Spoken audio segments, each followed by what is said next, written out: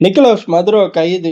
இதை தொடர்ந்து பல நாடுகளும் இப்ப மெல்ல மெல்ல தங்களோட அதாவது ஸ்டாண்ட் என்னங்கிறத பதிவு பண்றார்கள். கண்டனம் அப்படிங்கிறது ஈரான், ரஷ்யா, சீனா 3 நாடுகளை தவிர வேற யாருமே பெருசா பதிவு பண்ணல. இந்தியாவை பொறுத்த வரையும் அப்படிங்கிறது கண்டனம்லாம் கிடையாது. ஒரு ஸ்டேட்மெண்ட்டா ரிலீஸ் பண்ணியிருக்கோம். அதே மாதிரி யாருமே எதிர்பார்க்காம அமெரிக்கால இருந்து ஒரு கண்டனம் வந்திருக்கு. அமெரிக்காக்குள்ள இருந்து எப்படி வரும் அப்படிங்கிறதையும் பார்ப்போம்.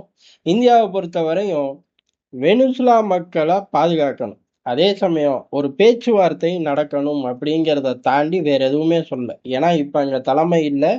ஒரு பதட்டமான நிலை இருக்கு. அதே சமயம் ஒரு யுத்தமும் நடந்திருக்கு. பேச்சுவார்த்தை பேச்சுவார்த்தை மூலியமா வெனிசுலா பழைய நிலைமைக்கு வரணும் அப்படிங்கிற ஸ்டேட்மெண்ட்டோட நிறுத்திக்கிட்டோம்.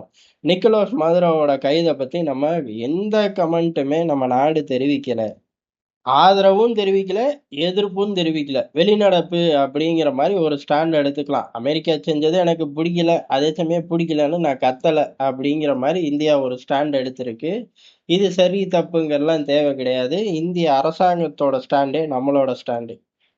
சரி, அமெரிக்காவை எதிர்த்தது இந்த 3 நாடுகளை பார்த்தோம். ரஷ்யா, ஈரான், சீனா. இதுக்கடுத்து அமெரிக்காக்குள்ள இருந்தே எதிர்ப்பு வருதே அப்படின்னா, ட்ரம்ப்போட போதாத நேரம் நியூயார்க் மேயர் அப்படிங்கிறது மம்தானியை பொறுத்த வரையும் ட்ரம்ப் என்ன செஞ்சாலும் அதுக்கு எதிராக தான் ஸ்டேட்மெண்ட் விடுவேன் அப்படிங்கிறதான்.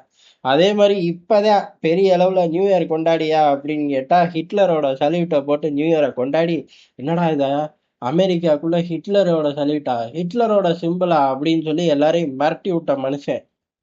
அப்ப மதுரோவோட கைது சும்மா இருக்குமா அப்படின்னு கேட்டா சும்மா இருக்க வாய்ப்பு இல்லை.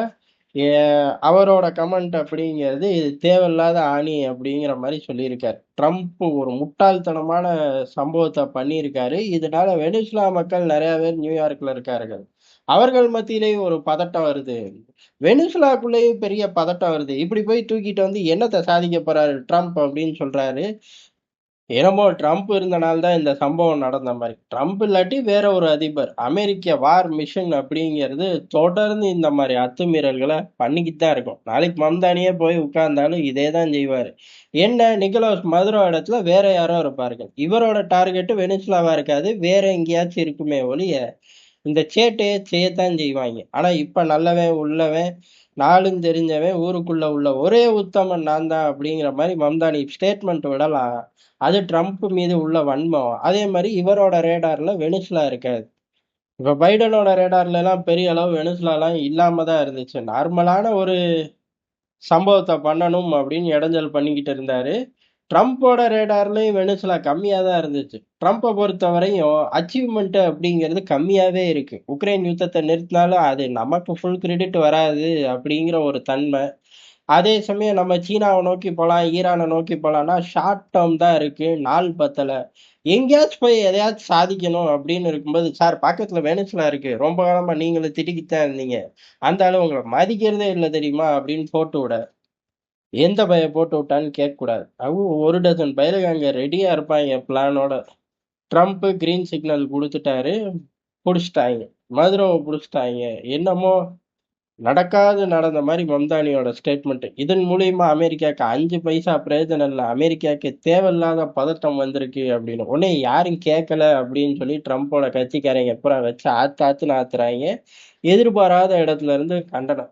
இதுக்கு அடுத்த லிஸ்ட் எங்க இருக்கு அப்படிங்கறதுதான் பெரிய லிஸ்ட். அது இன்னும் ஜாஸ்தியா இருக்கு. காரணம் என்ன அப்படின்னா, அடுத்து கியூபாவை தொடணும், கொலம்பியாவை தொடணும் அப்படின்னு சொல்லி இருவேறு பட்டியலோட நிறுத்தியிருக்காங்க. அந்த நாட்டுல உள்ள அரசு தலைமை எல்லாம் உஷாரா இருக்கணும் அப்படின்னு சொல்லி பெரிய அளவுல பேச அடிபடுது. ட்ரம்ப்போட டேர்ம் முடியறக்குள்ள அடுத்தடுத்து இந்த ஆட்களை எல்லாம் தட்டி ட்ரம்ப் தூக்கியே ஆகணும் அப்படின்னு சொல்றார்கள். எப்ப ஒரு பக்கம் மம்தானி கத்தும் போது மம்தானிக்கு பின்னாடியோ சைட்லயோ இருந்து இப்படியும் கத்துறாங்க. அமெரிக்கா எப்பயுமே ஒரு விஷயத்த செய்யும். அந்த விஷயத்துக்கு ஆதரவு எதிர்ப்புங்கிறது அவனுங்க நாட்டுக்குள்ளேயே பண்ணிக்குவாங்க. வேற யாரும் தேவையில்லை அவனுங்களுக்கு. அவனுங்களுக்குள்ளேயே ஆதரவும்பாங்க, அவனுங்களுக்குள்ளேயே எதிரும்பாங்க. கடைசியில விடிஞ்சோடனே புது டார்கெட்டை நோக்கி போயிடுவாங்க. இல்ல இல்ல நீ செஞ்ச விஷயத்த பேசு அப்படின்னு யாராச்சும் வம்பு பண்ணா, அப்படி வம்பு பண்ற நாட்டுக்குள்ள வம்பு ஆரம்பிச்சிருவாங்க. இதுக்கு பயந்துகிட்டே யாருமே வாய் திறக்கிறது இல்ல. வாய தொறந்தது இப்போதைக்கு 3 பிளேயர்கள். அந்த 3 பிளேயர்கள் யாரு அப்டின்னா, ரஷ்யா, சீனா, ஈரான். அவர்களுக்கு எப்பயுமே அமெரிக்கா கூட பஞ்சாயத்து இருக்கு. வாய தொறக்காட்டி தான் ஆச்சரியம்.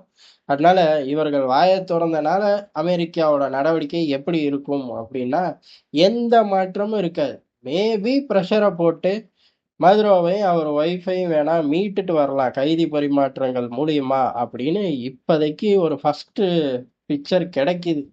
ஆனா அந்த ரேஞ்சுக்கு நகருமா அப்படிங்கிறது தெரியல. ட்ரம்ப்ப பொறுத்தவரையும் தான் அடுத்து கொலம்பியா, கியூபா அப்படின்னு போக ஆரம்பிச்சிட்டாரு.